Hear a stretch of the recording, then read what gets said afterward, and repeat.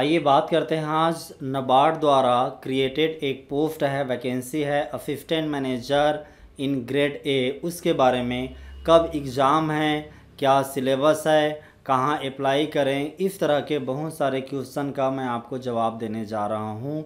हम लोग वेबसाइट के पीडीएफ डाउनलोड करके उसके बारे में ही जानकारी लेंगे, एग्जैक्ट फैक्ट, क्योंकि इसका जो इन्फॉर्मेशन है इतना पीडीएफ बड़ा है कि बहुत सारे बच्चे उसको रॉन्ग इंटरप्रेट कर जाते हैं, जो गलत है। तो प्रॉपरली समझिए कि उसमें क्या क्या है, करेक्ट ढंग से समझना ज़रूरी होता है। एग्ज़ाम के पहले कैसे तैयारी करें, क्या स्ट्रेटजी है, ये सारे के पहलू पे भी हम बात करेंगे। तो आइए पहले मैं आपको बताता हूँ कि इस नाबार्ड द्वारा क्रिएटेड है 2021-22 में एक पोस्ट क्रिएट किया गया है इस जुलाई के महीने में। पोस्ट का नाम है assistant manager grade A RDBS। तो समझते हैं ये क्या है। नाबार्ड ने पोस्ट क्रिएट किया assistant manager in A grade A, और ये basically in the rural development banking service RDBS या राजभाषा सर्विस इन द नाबार्ड। और इसका सारा डिटेल इस पे है, एक एक करके बात करेंगे। आप कहाँ अप्लाई कर सकते हैं, तो आपको ऑनलाइन अप्लाई करना है नाबार्ड के वेबसाइट www.nabard.org में। 17 जुलाई से ओपन हो रखा है और 7 अगस्त 2020 है उसका क्लोजिंग डेट है। ये मस्ट आपको याद रखना है कि लास्ट डेट का कब है फॉर्म फिलअप करने का, ऑनलाइन अप्लाई करने का। इसके बाद हम डिटेल में देखेंगे और भी बहुत सारे फैक्ट। जैसे आप देखें इम्पॉर्टेंट टाइमलाइन क्या है, तो बेसिकली इसका अप्लाई करने का टाइम स्टार्ट होता है 17 जुलाई से और फिर 7 अगस्त को ये ख़त्म होने वाला है, मतलब लास्ट डेट है। और यह है कि प्रीलिम यानी कि फेज 1 परीक्षा का जो डेट है वो अगस्त का लास्ट वीक या सितंबर का पहला वीक होने वाला है। टेंटेटिव डेट है, लेकिन ये जल्दी ही ये फाइनल कर दिया जाएगा।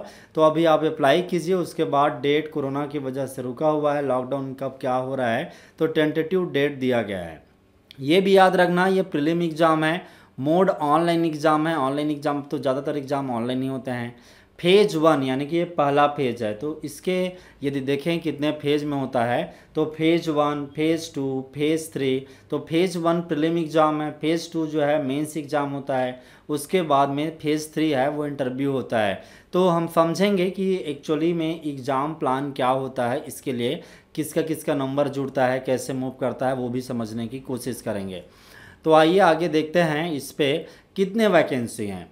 तो बेसिकली टोटल वैकेंसी आया हुआ है वो इस असिस्टेंट मैनेजर के लिए 50 का, टोटल 50 है, जिनमें जनरल के हिसाब से, अब जनरल क्या है, जनरल कैटेगरी नहीं है, एक जनरल है वो क्या है जिसके अंतर्गत सबसे ज़्यादा सीट है 31। आप कैटेगरी वाइज भी देख सकते हैं, और कैटेगरी वाइज मिला करके टोटल 74 है।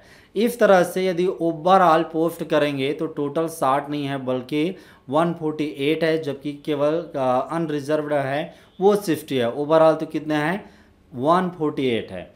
तो ये याद रखना है। और दूसरी बात यह है कि ज़्यादातर हम एग्रीकल्चर स्टूडेंट हैं उनको बताना चाहेंगे कि वो ज़्यादातर जो BSc एग्रीकल्चर स्टूडेंट हैं या फिर एग्रीकल्चर से रिलेटेड हैं, उनका कंसर्न एग्रीकल्चर वाले इस पोस्ट से है, इससे कम है, क्योंकि यहाँ पे कोई भी अप्लाई कर सकता है। और दूसरा एग्रीकल्चर इंजीनियरिंग वाले इसके लिए अप्लाई कर सकते हैं, एनिमल हस्बेंड्री वाले इसके लिए, फॉरेस्ट्री वाले इसके लिए, हॉर्टिकल्चर वाले इसके लिए। ये एलिजिबिलिटी क्राइटेरिया भी बड़ा इंपॉर्टेंट है जानना समझना, तो ये भी आपको ध्यान में रखना है। मैं बताऊंगा कि एलिजिबिलिटी क्राइटेरिया क्या है। ये ज़रूर है कि आप जिस पे आप अप्लाई करने वाले हैं, जैसे आप BSc एग्रीकल्चर वाले हैं और अप्लाई करने जा रहे हैं इस वाले में एग्रीकल्चर सेक्शन में, आपको ये ज़रूर ध्यान रखना है कि यहाँ पे टोटल 5 अनरिजर्व्ड है और टोटल 13 सीट है, 13 वैकेंसी है, ये याद रखना है। आगे मैं बताता हूँ इसी में कि और क्या क्या इंपॉर्टेंट आपको याद रखना है, समझना है, जो एग्ज़ाम के हिसाब से आपके लिए महत्वपूर्ण है। तो लेट अस सी, बाकी तो डिटेल आप जान सकते हैं। मैं पहले बात कर रहा था एलिजिबिलिटी क्राइटेरिया का, एजुकेशनल क्वालिफिकेशन का।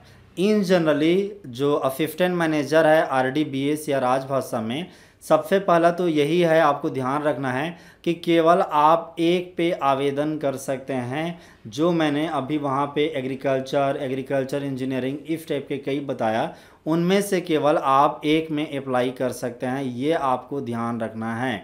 दूसरी एक महत्वपूर्ण बात है वो ये है कि जैसे you can apply only for one post और डिसिप्लिन ऑफ हिज और हर चॉइस, केवल एक में अप्लाई कर सकते हैं। एक चीज़ याद रखना है, अब कहाँ अप्लाई कर सकते हैं उसके लिए बड़ा क्राइटेरिया है, इस क्राइटेरिया को याद रखिए। Bachelor degree in a particular discipline means that the candidate must have studied that discipline as a main subject in respective degree course and it must be mentioned in the degree certificate issued by the university and the institute। यानी कि आप जिसमें जैसे आप agriculture वाले vacancy में apply कर रहे हैं तो आपको क्लियर कट उसका बीएससी एग्रीकल्चर का डिग्री होना चाहिए, बैचलर का।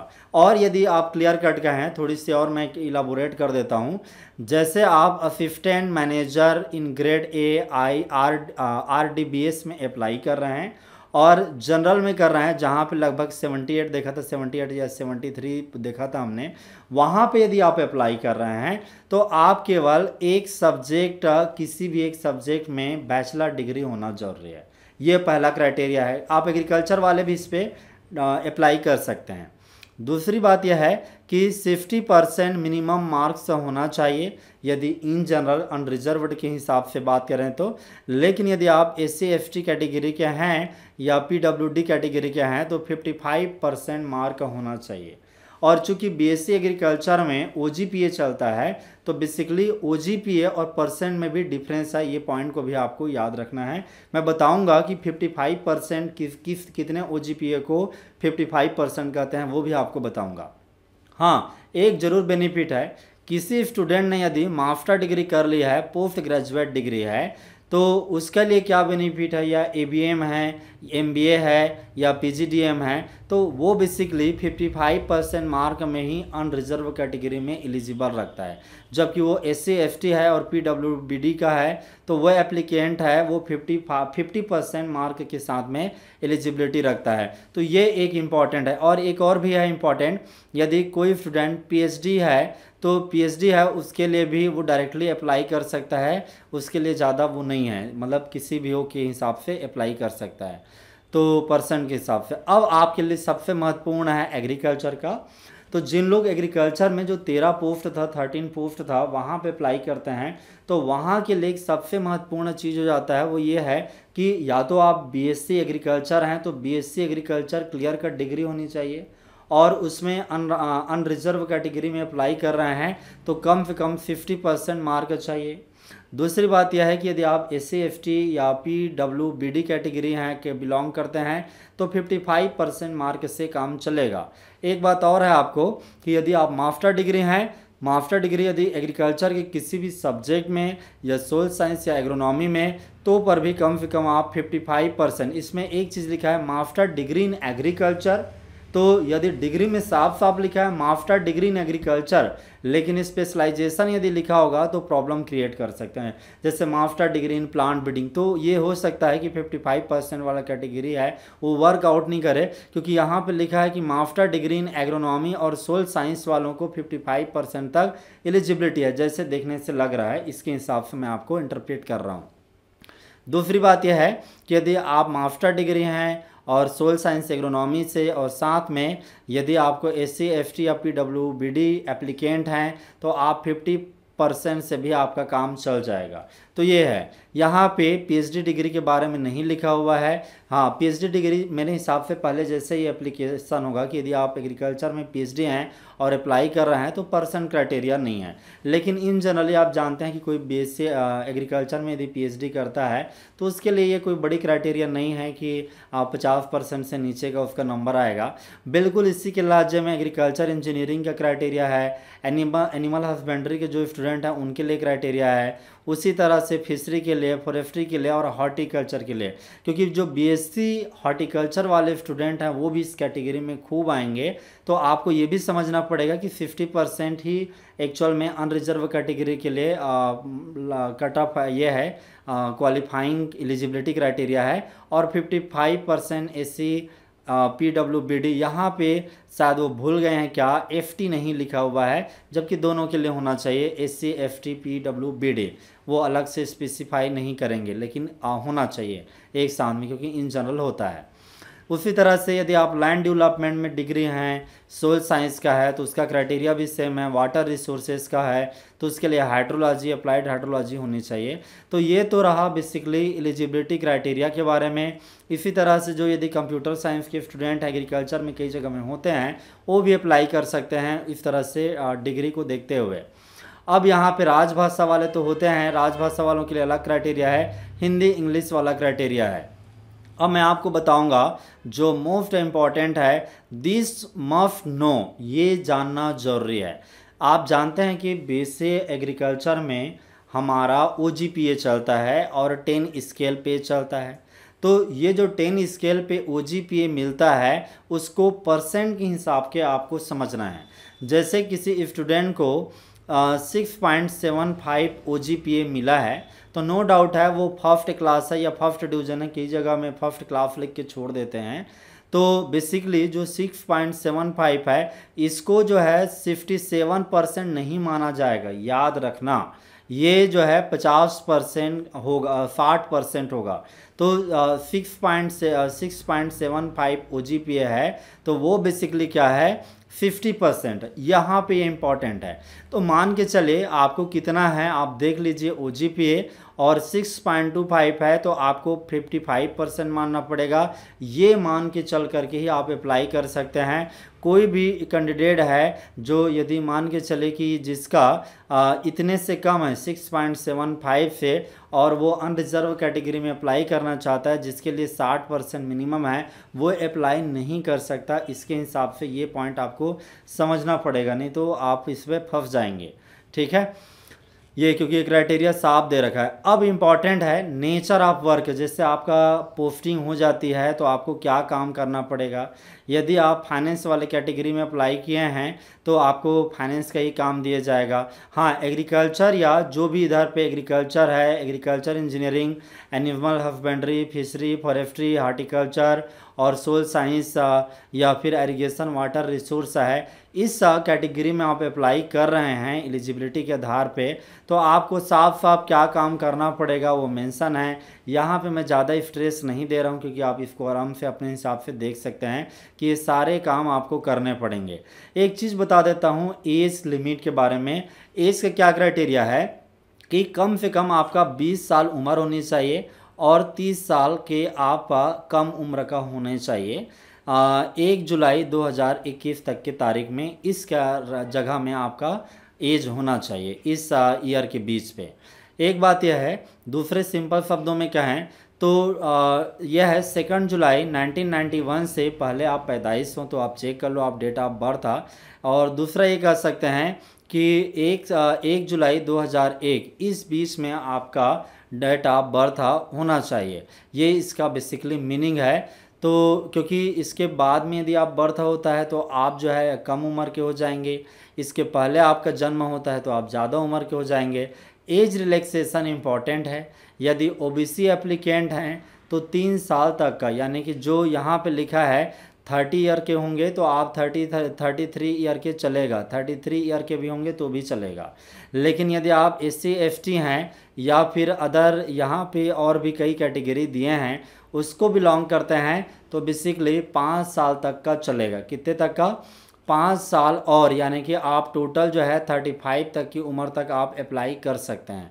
तो ये याद रखना है यहाँ तक का। अब आता है सिलेक्शन प्रोसीजर क्या है या एग्ज़ाम पैटर्न क्या है, इसके बारे में समझना है।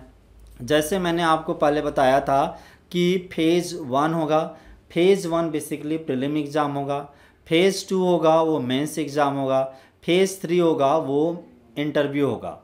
तो पहले हम जानते हैं फेज़ 1 के प्रीलिम एग्ज़ाम में टोटल 200 क्वेश्चन आएगा, 200 क्वेश्चन, और 200 जो क्वेश्चन आएगा वो कितने नंबर का होगा? टोटल नंबर होगा 200 मार्क्स का। अब इसके अलग अलग यदि हम टेस्ट में सेक्शन देखते हैं तो टोटल 8 सेक्शन होंगे। 8 सेक्शन में शुरू के 5 सेक्शन हैं। टेस्ट ऑफ रीजनिंग है, यहाँ पे test of reasoning, English language, computer knowledge, quantitative aptitude, decision making, ये सारे से आप देखेंगे तो टोटल आपको 100 क्वेश्चन आएगा और 100 मार्क्स का होगा। और ये सारे के सारे इंग्लिश और हिंदी दोनों लैंग्वेज में होगा।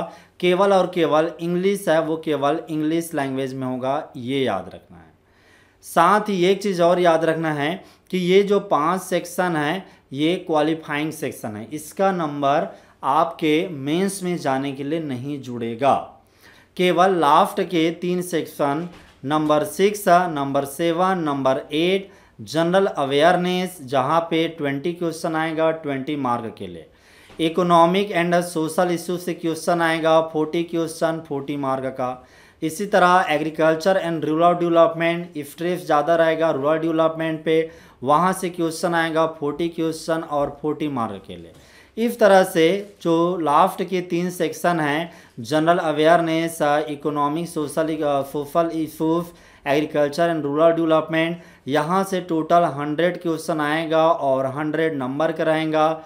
यही बेसिकली क्या रहेगा, ये दोनों लैंग्वेज में रहेगा, इंग्लिश में भी और हिंदी में भी, और टोटल ये मेरिट सेक्शन बनाता है।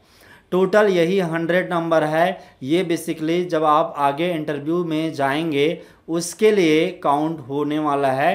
तो केवल यही ये तीनों सेक्शन, ये वाला भी, ये वाला और ये वाला, ओवरऑल कहें तो ये टोटल 200 क्वेश्चन के लिए टोटल 120 मिनट है, यानी कि 2 घंटे का पेपर होने वाला है, ये याद रखना।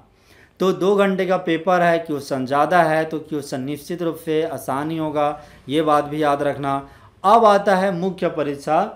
हाँ, एक चीज़ और मैं बता दूं, जैसे इसके लिए प्रीलिम एग्ज़ाम के लिए, क्योंकि आपकी तैयारी प्रीलिम एग्ज़ाम से होगा, तो देखो यहाँ पे जो 3 कैटेगरियाँ हैं इनको तो इन जनरल आप कहीं से भी कर सकते हैं, इसका भी सिलेबस आपको इन जनरल मिलेगा।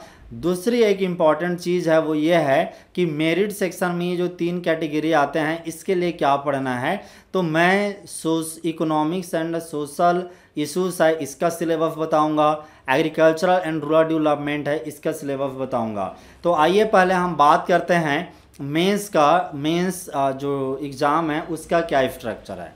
तो जिन लोग मेंस अप्लाई करेंगे और जनरल जो पोस्ट था जिसके लिए 78 के आसपास था, उसके लिए मान के चलो किसी ने अप्लाई किया है, उसके लिए क्या होगा, मेंस में 2 पेपर होगा। पहला पेपर जनरल इंग्लिश का होगा और ये केवल डिस्क्रिप्टिव होगा, इंग्लिश में होगा, याद रखना। यहाँ पे केवल 3 क्वेश्चन आएगा और 90 मिनट का होगा, यानी कि 1.5 घंटे का, और 100 मार्क का होगा। यहाँ पे कीबोर्ड की मदद से आंसर जो है टाइप करने पड़ेंगे, तो टाइपिंग सीख लीजिए। दूसरा यह है पेपर 2 होगा, जहाँ पे इकोनॉमिक्स एंड सोशल इशू के बारे में पूछा जाएगा। यहाँ पे 30 क्वेश्चन ऑब्जेक्टिव होगा और ये 30 क्वेश्चन 50 नंबर होल्ड करेगा, 30 मिनट का होगा। उसके बाद में 90 मिनट के लिए 50 मार्क के लिए टोटल 6 क्वेश्चन आएंगे। इस 6 क्वेश्चन के 6 को नहीं करना है, 4 को करना है। और 4 में से भी कैसे रहेगा, 2 क्वेश्चन होगा वो 15 मार्क का रहेगा 15 का, यानी कि टोटल 30 का हो गया, और 2 क्वेश्चन हैं ये टोटल 10 का, तो इस तरह से 20 का हो गया। तो 30 और 20 यदि आप करते हैं तो टोटल हो जाएगा 50। इस तरह से 1.5 घंटे का ये होगा, ये वाला पार्ट होगा, और इधर के लिए ये वाला ऑब्जेक्टिव का। तो हमारा तो जनरल में आप अप्लाई करते हैं तो ठीक है, लेकिन जनरली आपको एग्रीकल्चर स्टूडेंट है वो एग्रीकल्चर के एरिया में या एग्रीकल्चर इंजीनियरिंग में अलग अलग में अप्लाई करेंगे। तो मैं बता दूं कि इसका क्या तरीका है, क्योंकि ये जानना जरूरी है। मेंस एग्ज़ाम के लिए समझते हैं। पेपर 1 है वो बेसिकली क्या है कि इन जनरल पहले की तरह जनरल इंग्लिश होगा और ये डिस्क्रिप्टिव होगा, कीबोर्ड से टाइप करना पड़ेगा आंसर को रिटर्न में। 90 मिनट यानी 1.5 घंटे का एग्ज़ाम है, 100 नंबर का होगा, 3 क्वेश्चन होगा। पेपर 2 को जरूर समझिए, ये स्पेसिफिक पेपर आएगा, स्पेसिफिक पेपर आएगा। अब यह है कि ऑब्जेक्टिव 30 क्वेश्चन आएंगे, तब 50 मार्क के लिए 30 मिनट का रहेगा। तो ऑब्जेक्टिव जो है ज़्यादा वेटेज कर रहा है, जबकि जो रिटर्न डिस्क्रिप्टिव है उसके 6 क्वेश्चन आएंगे, 6 नहीं करना है, आपको 4 अटेम्प्ट करना है। 4 में से 2 क्वेश्चन आएंगे वो बड़े क्वेश्चन होंगे 15 मार्क के लिए, और 2 क्वेश्चन होंगे वो 10 मार्क के लिए होगा। ये रहेगा। क्वेश्चन जो है आपको टाइप करना है हिंदी में भी और इंग्लिश में, दोनों लैंग्वेज में आप कर सकते हैं, लेकिन ये टाइप करना होगा और इसका टाइपिंग का तरीका है रेमिंगटन या इंस्क्रिप्ट कीबोर्ड टाइप। तो ये आप नॉर्मल टाइप का कीबोर्ड होता है वही होता है, इसको आपको समझ लेना चाहिए। डिस्क्रिप्टिव आंसर तो इंग्लिश में है तो आपको ये रिटर्न टाइप का है, ये भी आप समझिए। आगे हम बात करेंगे इसमें और क्या क्या इंपॉर्टेंट है। तो एक चीज़ आपको ध्यान रखना है कटअप का। यदि आप कटअप में बात करते हैं फॉर एवरी रॉन्ग आंसर, यदि कोई क्वेश्चन गलत करते हैं तो टोटल मार्क का यदि जितना भी एलोकेटेड है उसका 4 नंबर यानी 1/4 है वो क्या होगा, कट जाएगा, डिडक्ट हो जाएगा। यानी कि एक क्वेश्चन यदि 1 नंबर का है तो बेसिकली यदि आप गलत करने पे 0.25 मार्क्स है वो काट लिए जाएंगे। और दूसरी बात यह है कि यहाँ पे ये जो तरीका है कटअप का, ये प्रीलिम है, फेज 1 प्रीलिम और फेज 2 मेंस के ऑब्जेक्टिव जो 30 क्वेश्चन आएंगे दोनों जगह में सेम अप्लाई होगा कटअप का तरीका, तो ये याद रखिए। एक चीज़ और बता दूं कि इंटरव्यू है RDBS जो असिस्टेंट मैनेजर है उसका 50 मार्क का होगा। तो बेसिकली क्या है कि यदि आप नंबर के हिसाब से देखें मेंस में जो आपको फाइनल सिलेक्शन करवाएगा वो क्या है, तो वो क्या है कि ये 100 मार्क्स ये हो गया और ये 100 मार्क्स हो गया, तो टोटल ये 200 हो गया और इंटरव्यू का 50 हो गया। तो टोटल बेसिकली क्या है कि 50 जो ये है ये आपका 250 है। इससे आपका कटअप तैयार होगा मेंस के एग्ज़ाम में, फाइनल जो लिस्ट बनेगा उसके टाइम में। तो ये आपको याद रखना है। आगे इसी में मैं और बता दूं, सिलेबस में खूब सारा कन्फ्यूज़न होता है।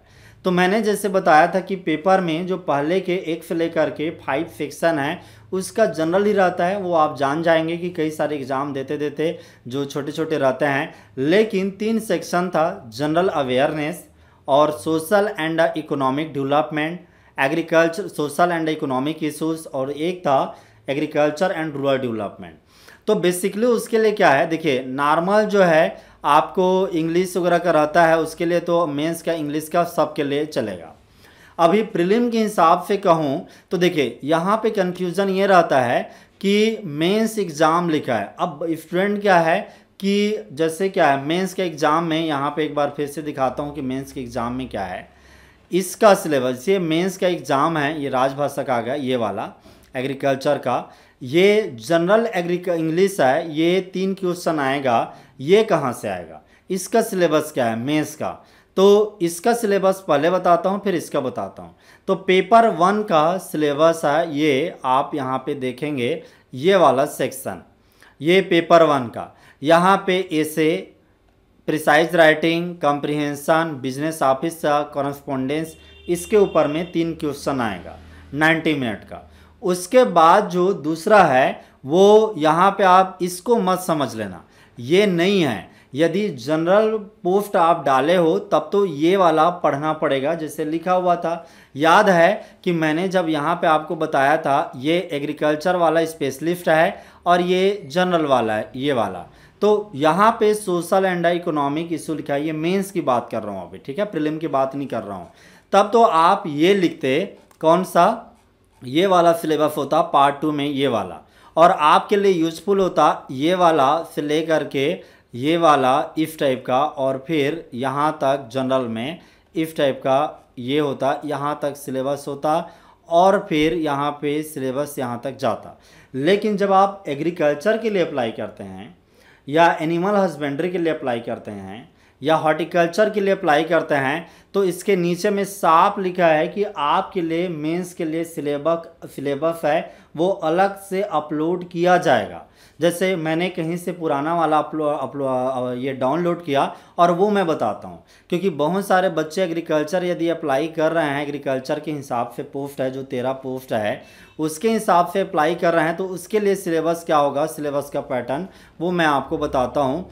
तो बेसिकली ये पुराना एक सिलेबस है वहाँ से बताता हूँ, ये एग्रीकल्चर का। तो यहाँ पे आप देखेंगे इकोलॉजी है, क्रॉपिंग पैटर्न है, इम्पॉर्टेंट फीचर्स आप है फॉरेस्ट्री, वीड साइंस है, उसके बाद soil conservation, farm management, agriculture extension, cell structure, history of plant breeding, seed production, ये principal of plant physiology, enzyme, plant pigment, major fruit, diagnosis of pest, food production, ये syllabus mains के लिए आपको ये करना पड़ेगा। जो 30 क्वेश्चन आएगा और उसके लिए जो मुझे समझ है उसके आधार पे मैं आपको बता रहा हूँ, क्योंकि अभी सिलेबस उन्होंने अपलोड नहीं किया है, लेकिन ये सिलेबस मैंने पुराने जगह से पाया हुआ है, उसके आधार पे बता रहा हूँ। और आपको पता है मैं IAS एग्रीकल्चर ऑप्शनल पढ़ाता हूँ, बिल्कुल ये सिलेबस वही है। तो यदि ये सिलेबस यदि किसी सब्जेक्ट के लिए नहीं मिलता है तो आप यहाँ पे देख सकते हैं, ये एग्रीकल्चर ऑप्शनल के लिए सिलेबस था, वो बेसिकली यही है।